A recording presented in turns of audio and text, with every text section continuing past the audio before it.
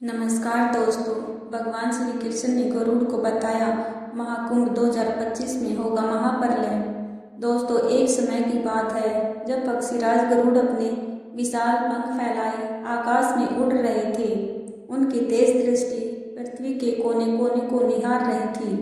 तभी उनकी दृष्टि प्रयागराज की ओर गई, जहां महाकुंभ का भव्य आयोजन हो रहा था। संगम तट पर लाखों श्रद्धालु गंगा स्नान के लिए उमड़े हुए थे। गंगा, यमुना और अदृश्य सरस्वती के इस पवित्र संगम पर तप और भक्ति की गूंज से वातावरण पावन हो रहा था। परंतु गरुड़ की दृष्टि केवल बाहरी सौंदर्य तक सीमित नहीं थी। उनकी तेज दृष्टि भीड़ के भीतर छिपी मनुष्यों की भावना और कर्मों को भी भली भांति परख रही थी। उन्होंने देखा कि कई ऐसे लोग थे जिनके चेहरे पर आस्था और मोक्ष की आशा तो थी, लेकिन उनके कर्मों की छाया भी स्पष्ट झलक रही थी। गरुड़ ने उन महिलाओं को देखा जिन्होंने अपने परिवार और कर्तव्यों को त्याग कर पराये पुरुष से संबंध बनाए थे। उनके चेहरे पर यह विश्वास था कि गंगा स्नान से उनके सभी पाप नष्ट हो जाएंगे।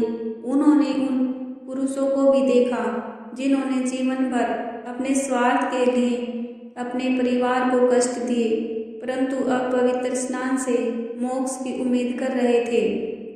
फिर गरुड़ जी ने उन व्यापारियों और अधिकारियों को भी देखा जिन्होंने अनैतिक तरीके से अपना धन बढ़ाया और गरीबों को ठगा। बच्चे इस वहम में थे कि गंगा में स्नान करने से उनके पाप समाप्त हो जाएंगे। वहीं कुछ युवा भी थे, उन्होंने नैतिकता और मर्यादा को नुकसान पहुंचा रखा था, लेकिन वह गंगा के जल में पवित्रता की खोज कर रहे थे। इसके अतिरिक्त कुछ लोग ऐसे भी थे जो समाज में ईर्ष्या करना और शंका फैलाने वाले थे। कुछ चोरी के उद्देश्य से आए थे तो कुछ व्यापार के उद्देश्य से।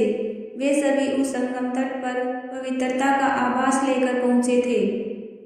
गरुड़ जी ने देखा कि कुछ लोग अपने पड़ोसियों से ईर्ष्या रखने वाले थे, जिनकी नज़र सदैव दूसरों की संपत्ति पर रहती थी। वह भी गंगा स्नान से आत्मा की शुद्धि की आशा के लिए वहां आए थे, लेकिन गरुड़ जी को इन लोगों के हृदय में सच्चे प्रायश्चित और आत्म सुधार का कोई भाव नहीं दिख रहा था। यह देखकर वे व्याकुल हो उठे और उन्होंने मन ही मन सोचा, क्या गंगा का पवित्र जल सच में इतने भारी पापों का प्रायश्चित कर सकता है? क्या इन लोगों का उद्धार मात्र एक गंगा स्नान से संभव है, जबकि उनके कर्म और मन अभी भी दुष्ट हैं? दोस्तों, इस प्रकार इस गहन जिज्ञासा का समाधान खोजने के लिए पक्षीराज गरुड़ ने देवलोक जाने का निश्चय किया। फिर वह तुरंत अपने विशाल पंख फैलाकर श्री कृष्ण से मिलने देवलोक पहुँचे। फिर जब गरुड़ जी देवलोक पहुँचे तो उन्होंने देखा कि भगवान श्री कृष्ण एक स्वर्णिम सिंहासन पर विराजमान थे। उनके तेजस्वी स्वरूप की क्रांति इतनी अद्भुत थी कि सूर्य की चमक भी काफी फीकी प्रतीत हो रही थी। उनकी मुस्कान में करुणा और ज्ञान का अद्भुत संगम था। फिर गरुड़ जी ने भगवान श्री कृष्ण के चरणों में प्रणाम किया तो श्री कृष्ण ने मुस्कुराते हुए कहा, गरुड़ देव, आपका स्वागत है। आज अचानक इतनी दूर से पधारने का कोई विशेष कारण अवश्य होगा। कहिए, किस कारण आप यहाँ तक आने के लिए प्रेरित हुए हो? तब गरुड़ ने हाथ जोड़कर विनम्रतापूर्वक कहा, हे प्रभु, मैं आपके समक्ष एक गहन जिज्ञासा लेकर आया हूँ। आज मैंने पृथ्वी पर महाकुंभ का भव्य आयोजन देखा, जहाँ लाखों लोग गंगा स्नान के लिए इकट्ठे हुए थे, परंतु मैंने उनमें से कई लोगों को देखा जिनका जीवन पापमय था। कुछ महिलाएं जिन्होंने अपने परिवार से विमुख होकर अनैतिक संबंध बनाए और अब वे त्रिवेणी संगम में स्नान कर अपने दोष मिटाने की आशा के लिए खड़ी थी। कुछ वृद्ध पुरुष जिन्होंने अपने जीवन में स्वार्थ के लिए अपने परिवार को कष्ट दिए, अब मुक्ति की आशा में वहां उपस्थित थे। कुछ व्यापारी जिन्होंने धोखाधड़ी और भ्रष्टाचार से धन अर्जित किया, सोच रहे थे कि क्या गंगा स्नान उनके पापों को धो देगा। कुछ युवा उन्होंने अपनी नैतिकता को भुला दिया, स्नान के माध्यम से पवित्र होने की कामना कर रहे थे। हे प्रभु, क्या यह वास्तव में संभव है? क्या केवल गंगा में स्नान करने से इतने भारी पापों का प्रायश्चित किया जा सकता है? तब भगवान श्री कृष्ण मुस्कुराए और बोले, हे गरुड़, आपके प्रश्न गहरे और महत्वपूर्ण हैं। मैं आपको इन प्रश्नों के उत्तर दूंगा, लेकिन केवल शब्दों में नहीं। मैं आपको एक कथा सुनाऊंगा जिसमें प्रायश्चित और मुक्ति का वास्तविक अर्थ छिपा हुआ है। ध्यानपूर्वक सुनो, क्योंकि इसमें तुम्हारे सभी प्रश्नों का समाधान मिलेगा और समस्त मानव जाति को भी इसका लाभ होगा। फिर गरुड़ ने उत्सुकता से कहा, हे केशव, आपकी वाणी मेरे लिए पवित्र मार्गदर्शन के समान है। कृपया मुझे यह कथा सुनाइए। मैं इसे पूरे श्रद्धा और ध्यान से सुनने के लिए तैयार हूँ। तब भगवान श्री कृष्ण ने कहा, हे पक्षीराज, तुम ध्यान रखना कि यह कथा केवल सुनने के लिए नहीं बल्कि इसे अंत तक समझना भी आवश्यक है। जो इस कथा को अधूरा छोड़ देता है उसका पाप कभी नहीं मिट सकता। यह उसी प्रकार है जैसे नदी के किनारे पहुंचकर उसे पार किए बिना लौट आना। जो इसे अंत तक सुनता है वह सच्चे महाकुंभ स्नान का फल प्राप्त करता है। अब प्रेम पूर्वक गरुड़ जी ने कहा, हे माधव, मैं आपको वचन देता हूँ, मैं इस कथा को अंत तक सुनूंगा और इसे अपने जीवन में उतारूंगा। मैं यह संदेश भी दूंगा कि जो मनुष्य इस कथा को अंत तक सुनते हैं वही सच्चे प्रायश्चित का मार्ग पाते हैं। आपकी वाणी के मेरे लिए अमृत के समान है और मैं इसे पूरी निष्ठा से ग्रहण करूंगा। तब श्री कृष्णा ने कहा, हे पक्षीराज, एक समय की बात है जब गंगा के तट के पास एक प्राचीन गांव था जिसका नाम काशीपुर था। इस गांव में एक ब्राह्मण अपनी पत्नी के साथ रहता था। वे दोनों ही सरल और धर्मपरायणता में जीवन व्यतीत करते थे। ब्राह्मण अपने ज्ञान और न्यायप्रियता के लिए प्रसिद्ध था और उसकी पत्नी करुणा और सद्गुणों के कारण पूरे गांव की में आधार की पात्र थी। वह मानो साक्षात भगवान राम और सीता का जोड़ा हो। तभी महाकुंभ के समय गांव में हलचल मची। ब्राह्मण और उसकी पत्नी छोटी सी कुटिया में बैठकर महाकुंभ जाने की तैयारी कर रहे थे। तब पंडित ने अपनी पत्नी से कहा, आत्मा की शुद्धि का महान अवसर है महाकुंभ का स्नान, इसलिए हमें भी चलना चाहिए। फिर उसकी पत्नी ने मुस्कुराते हुए कहा, आप यह सत्य कहते हैं, लेकिन मैं देख रही हूँ कि गांव के कई लोग ऐसे भी हैं जो केवल अपने पाप छुपाने के लिए जा रहे हैं। क्या गंगा सच में उनके पापों को शुद्ध कर देगी? तब ब्राह्मण ने गंभीर स्वर में कहा, गंगा तो केवल एक माध्यम है, किंतु वास्तविक शुद्धता मन और कर्मों की होती है। जो सच्चे हृदय से प्रायश्चित करते हैं वही इसका लाभ उठा सकते हैं। उनकी यह बातचीत चल रही थी कि तभी काशीपुर के ही एक दंपति उनके घर आए। वह दंपति धनी व्यापारी था, लेकिन अपने कर्मचारियों का शोषण करने के लिए बदनाम था। उसकी पत्नी, जो अक्सर समाज की परवाह किए बिना अपने स्वार्थ में डूबी रहती थी, वह भी उनके साथ थी। तब उस व्यापारी ने हंसते हुए उपवास में कहा, पंडित जी, आप भी महाकुंभ जा रहे हैं और अब हम भी जा रहे हैं। मैंने तो सुना है कि गंगा में एक डुबकी लगाने से सारे पाप धुल जाते हैं। क्यों, आपके ज्ञान और शास्त्रों में तो कहीं यही लिखा है, और क्यों मैं भी सही कह रहा हूँ ना? उसके उपवास भरे शब्दों को सुनकर पंडित ने व्यापारी को शांत स्वर में उत्तर दिया, केवल जल में स्नान से या डुबकी लगाने से पाप नहीं धुलते, बल्कि मन की शुद्धि और कर्मों का सुधार भी आवश्यक है। तभी उसकी पत्नी ने व्यंग करते हुए कहा, तो क्या आप कह रहे हैं कि गंगा स्नान व्यर्थ है? तो दोस्तों, पंडित की पत्नी ने मुस्कुराते हुए कहा, नहीं, गंगा स्नान तो एक प्रतीक है जो हमें प्रायश्चित और आत्म शुद्धि का संदेश देता है। लेकिन अगर हृदय में पाप का बोझ है और मन में कोई सुधार का भाव नहीं है तो गंगा स्नान से कुछ नहीं होगा। गांव के कई और लोग भी बैलगाड़ी और रथों में महाकुंभ में जाने की तैयारी कर रहे थे। इस संवाद को सुन रहे थे। वहां पर एक युवा जोड़ा नारायण और उसकी पत्नी देवकी भी खड़ी थी। तभी उनके बीच अपनी उपस्थिति को संबोधित करते हुए नारायण ने कहा, पंडित जी, आप जो कह रहे हैं वह सच लगता है, लेकिन मैं देख रहा हूँ कि गांव के कई लोग जो दूसरों को सताते हैं वह भी गंगा में स्नान करने जा रहे हैं। क्या भगवान उनके पापों को माफ करेंगे? तब पंडित ने उत्तर दिया, भगवान न्यायप्रिय हैं। वे केवल उनके पाप माफ करते हैं जो सच्चे दिल से प्रायश्चित करते हैं और आगे से सही रास्ते पर चलने का संकल्प लेते हैं।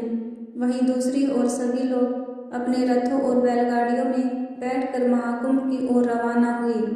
रास्ते में लोग अपने अपने अनुभव साझा कर रहे थे। कुछ लोग अपनी चिंताओं और पापों के बारे में सोच रहे थे तो कुछ गंगा के पवित्र स्नान में करने के लिए उत्सुक थे। जब काशीपुर के लोग महाकुंभ में पहुंचे तो गंगा के पवित्र संगम पर स्नान के बाद रात को तंबू में विश्राम करने चले गए, जिससे अचानक वहां एक विचित्र घटना घटी।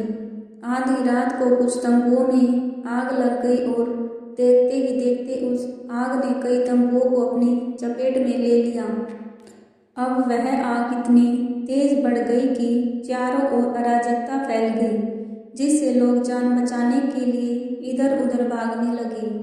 महिलाएं अपने बच्चों को बाहों में भरकर और बुजुर्ग जो कुछ भी नहीं कर सकते थे वे भगवान को पुकारने लगे। फिर कुछ युवाओं ने आग को बुझाने की कोशिश की, लेकिन लपटें और भयंकर हो गई। अब चारों ओर चीख पुकार मच गई। लोग बार बार ईश्वर को पुकार रहे थे, हे ईश्वर, अब तू ही सहारा है हमारा। तभी आग के धुएं के बीच एक तेजस्वी साधु प्रकट हुए। उनके हाथ में एक पीले रंग का त्रिशूल था, मानो वह सुवर्ण से बना हो। उनका चेहरा काफी चमक रहा था और उनकी उपस्थिति के समय मानो समय थम सा गया हो। वह साधु अपनी आंखें बंद कर ध्यान लगाने लगे और अपने त्रिशूल को आकाश की ओर उठाया। कुछ पलों में उसकी दिव्य शक्ति ने आग को शांत कर दिया। लोग यह चमत्कार देखकर हैरान रह गए। कुछ थके हुए लोग साधु के चरणों में गिर पड़े, कुछ रो रहे थे तो कुछ श्रद्धा से उन्हें देख रहे थे। व्यापारी ने निहारते हुए पूछा, महात्मा जी, आपने हमारी रक्षा की है, हमें बताइए आपने यह कैसे किया और हमें इस विपत्ति से कैसे बचाया?